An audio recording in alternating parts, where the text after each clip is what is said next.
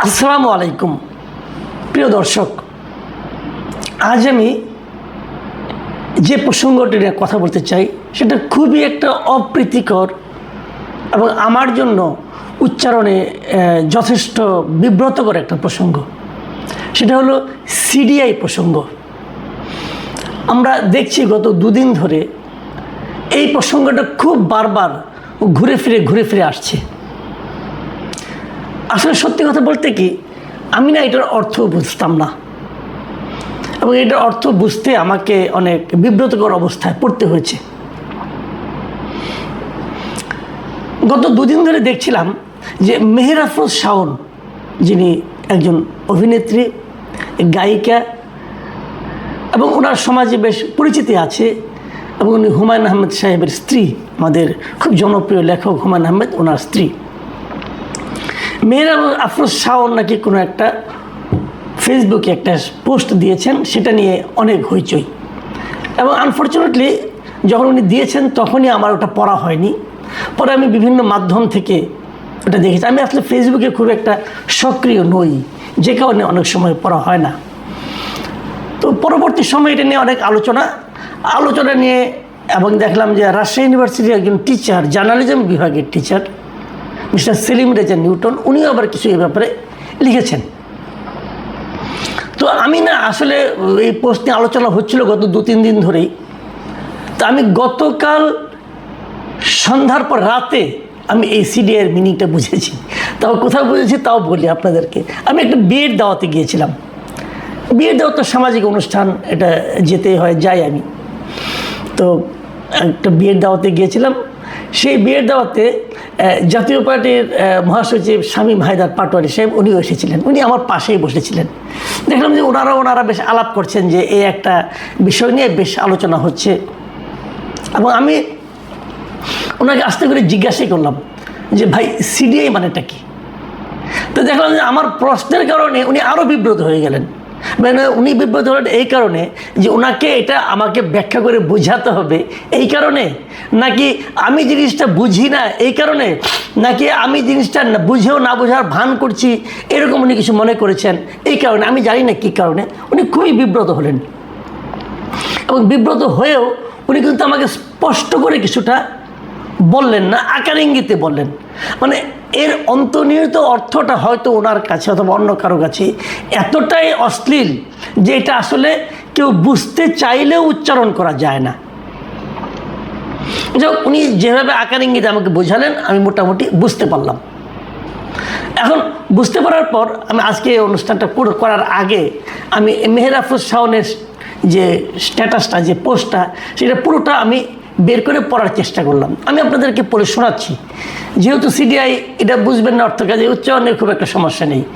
তিনি লিখেছেন, গত 1 বছরে প্রায় ফেসবুকে একটা শব্দ চোখে পড়েছে, জুলাই সিডিআই। আমার পরিচিত অনেকের লেখাতেই জুলাই সিডিআই শব্দটা দেখেছি, আবার অপরিচিত অনেকেও লিখেছে জুলাই সিডিআই। প্রথম ভেবেছিলাম জুলাই সিডিআই কোনো একটা ট্রেন্ড, শুধুমাত্র জুলাই মাসে হয়তো তারা জুলাই সিডিআই লেখে। কিন্তু একটু খেয়াল করে দেখলাম সারা বছরই ফেসবুকের বেশিরভাগ মানুষ লিখছে জুলাই সিডিআই। তখন বুঝতে পারলাম যে জুলাই সিডিআই শুধু জুলাই মাসে না, যে কোনো সময় জুলাই সিডিআই লেখা যায়। মন খারাপ থাকলে যেমন আস্তে করে লেখা যায় জুলাই সিডিআই, তেমনি মন খুব ভালো থাকলে হো হো করে হাসতে হাসতে জুলাই সিডিআই লেখা যায়। বন্ধুদের সঙ্গে আড্ডার গল্পে যেমন লেখা যায় জুলাই সিডিআই, তেমনি কারো ওপর ভীষণ রেগে গেলেও জুলাই সিডিআই লেখা যায়। আবার মনের অবস্থা ভালো না মন্দ আপনি বুঝতে পারছেন না, তখনও আপনি জুলাই সিডিআই লিখতে পারেন। আমার বাবা এত কিছু ভেবে কাজ নেই, আজ যেহেতু 1 জুলাই তাই আমিও লিখলাম জুলাই সিডিআই। এই পুরো লেখাটার মধ্যে এক ধরনের ব্যঙ্গ আছে, এক ধরনের উপহাস আছে এবং এই ব্যঙ্গ এবং উপহাসটা কী নিয়ে? সিডিআই অর্থ যদি আপনি নাও বুঝেন তাও বুঝবেন এটা জুলাই নিয়ে। তো জুলাই মানে কি? জুলাই তো প্রতি বছরে আসে, কিন্তু যখন এখন জুলাই উচ্চারিত হয় তখন সবাই বুঝতে পারে জুলাই জিনিসটা বলা হচ্ছে 2024-এর জুলাই।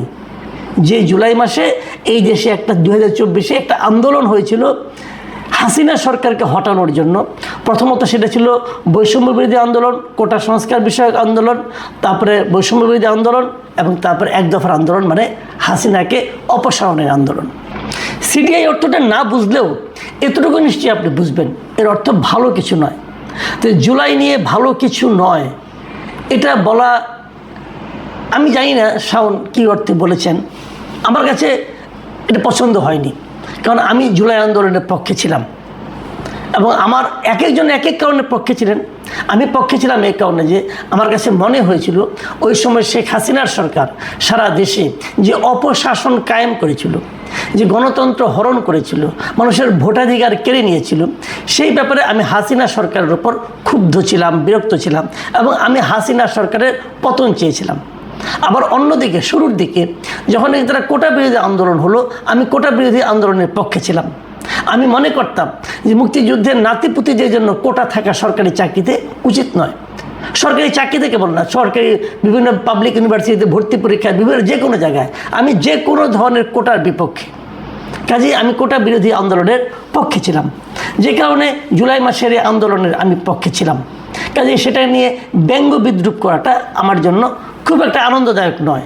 শাওন করেছেন, এটা ওনার ব্যাপার, সব মানুষ তো একভাবে ভাববে না।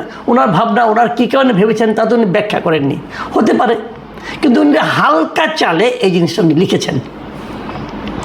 লেখার পরে দেখলাম যে রাজশাহী ইউনিভার্সিটির যিনি জিএস মিস্টার সালাউদ্দিন আম্মার, উনি এক জায়গায় একটা কথা বলেছেন। উনি এই মেহের আফরোজ শাওনকে লক্ষ্য করে বলেছেন যে এই মহিলারে যে জুতার বাড়ি মারতে পারবে তাকে 1 লক্ষ টাকা পুরস্কার দেব, জুতার বাড়ি মেরে নাক মুখ দিয়ে রক্ত বের করে দিতে পারলে 2 লক্ষ টাকা। এখন কেউ মব উস্কানি বলতে আসলে ওইটারে ভরা বাজারে ল্যাংটা করে পিটাবো। এটা হলো একটা বিশ্ববিদ্যালয়ের নির্বাচিত সাধারণ সম্পাদকের বক্তব্য। 3টা বক্তব্য। 1 নম্বর হলো মেহের আফরোজ শাওনকে জুতা দিয়ে মারতে পারবে, যে মারতে একটা বাড়ি মারলে চলবে, তাকে 1 লাখ টাকা দিবে। যদি কেউ মেরে তাকে রক্তাক্ত করতে পারে তাহলে তাকে দিবে 2 লক্ষ টাকা। এবং যদি কেউ এটা মব বলে উস্কানি, মবের উস্কানি বলে, তাহলে তাকে ভরা বাজারে ল্যাংটা করে উনি পিটাবেন। মিস্টার সালাউদ্দিন আম্মার, আমি বলছি আপনি এটা মবের জন্য উস্কানি দিয়েছেন, এখন আপনার দায়িত্ব হলো আমাকে ভরা বাজারে ল্যাংটা করে পিটানো। যদি পারেন আমি খুশি হব, আমি ভাববো যে আপনি বাপের বেটা, আপনি কথা রাখতে পারেন। আমি আপনাকে চ্যালেঞ্জ করছি। বলা খুব সহজ, ছোটো মুখে বড় বড় কথা বলা অনেক সহজ। আপনি যে কথাটা বলেছেন, আপনার এই কথাটা ফৌজদারি অপরাধ আমি মনে করি।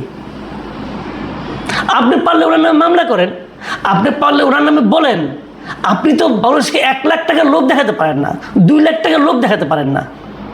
আপনি যে 1 লাখ 2 লাখ টাকার লোভ দেখিয়েছেন, এটা হলো গিয়ে আপনি একজন নারীকে মারার জন্য মব উস্কে দিচ্ছেন আপনি। আর আমি যখন এটাকে মব বললাম, তখন আপনি আমাকে ল্যাংটা করে পিটাবেন, এর মাধ্যমে আপনি আমাকে হুমকি দিচ্ছেন। কোনো সভ্য দেশে এ ধরনের আচরণ চলে না, এ ধরনের হুমকি চলে না। আপনি কী লেখাপড়া শিখছেন আমি জানি না, যারা আপনার টিচার তাদের প্রতি আমার প্রশ্ন, আপনি কী শিখাচ্ছেন ছেলেটাকে?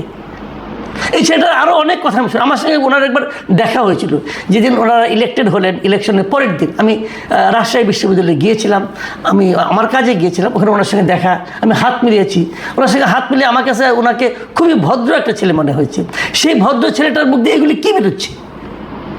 ভাই, আপনি যেদিন বড় হবেন, আপনি রাজশাহী ইউনিভার্সিটির স্টুডেন্টদের নির্বাচিত ব্যক্তি, আপনি একজন জনপ্রিয় লোক, এত লোক আপনাকে সমর্থন করে, সেই সমর্থন কি এই কারণে করে?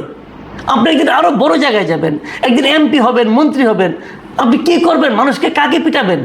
যে আপনার মতের বিরুদ্ধে যাবে তাকে আপনি ল্যাংটা করে পিটাবেন, তাও ভরা বাজারে? এটা হয় ভাই? ভাই, মানুষটা একটা অশিক্ষিতর সঙ্গে একটা শিক্ষিত লোকের পার্থক্যটা কী আমি কিন্তু বুঝতে পারি না। আমি কী করে বুঝবো? আমি খুব একটা দোষও দিই না। আপনার ইউনিভার্সিটির একজন টিচার মিস্টার সেলিম রাজা নিউটন, উনিও আমার পরিচিত, আমাদের এই ডিপার্টমেন্টের স্টুডেন্ট। দুর্ভাগ্যক্রমে আমি ওনার চেয়ে অনেক সিনিয়র, উনি আরও পরে এসেছেন, উনি পরে অনেক কিছু শিখেছেন। আমরা প্রাচীনপন্থী লোক। উনি চ্যাট জিপিটিকে ধন্যবাদ দিয়েছেন, উনি চ্যাট জিপিটিকে কিছু ইনস্ট্রাকশন দিয়েছেন যে এরকম আমাকে একটা পোস্টার বানায় দাও, এখন সেই অনুযায়ী চ্যাটজিপিটি ওনাকে একটা পোস্টার বানিয়ে দিয়েছেন। আপনারা পোস্টারটা দেখুন, দুটো শব্দের একটা পোস্টার। এই পোস্টারটা ওনাকে চ্যাটজিপিটি বানিয়ে দিয়েছেন এবং উনি চ্যাটজিপিটির এই সাফল্যে হ্যাপি হয়েছেন। হ্যাপি হয়ে তাকে বলেছেন যে খুব ভালো করেছেন। এখানে আমরা বুঝলাম যে হাসিনার পরে যে শব্দটা, এটাই হলো সিডিআই। উনি এটাকেই সিডিআই উনি বঙ্গ অনুবাদ করেছেন। তাহলে আমার কথা হলো, যদি আপনি একজন পলিটিক্যাল লিডারকে, সে যেই হোক না কেন, তার শাস্তি হোক, মৃত্যুদণ্ড হোক, আপনি এই শব্দ দিতে পারেন, উনি দিয়েছেন, আমরা দেখেছি। ওনারই ছাত্র ওনারা পিটানোর কথা বলছেন। এগুলি কেন? এই জিনিসটা না হয়ে আমরা মানতে পারি না। এই দেশে কি সব দেখেন, 71-এর মুক্তিযুদ্ধও কিন্তু আমরা দেখেছিলাম। ইয়াহিয়া খানের ছবি এঁকেছিলেন শিল্পী কামরুল হাসান, সেখানে কিন্তু এরকম অশ্লীল শব্দ ব্যবহার হয়নি। এখন আমাদের শিক্ষিত লোকরা অশ্লীল শব্দ ব্যবহার করছেন। একজন লোকের প্রতি আপনার ক্ষোভ থাকতে পারে, সেই ক্ষোভ প্রকাশের ভঙ্গি কি এটা?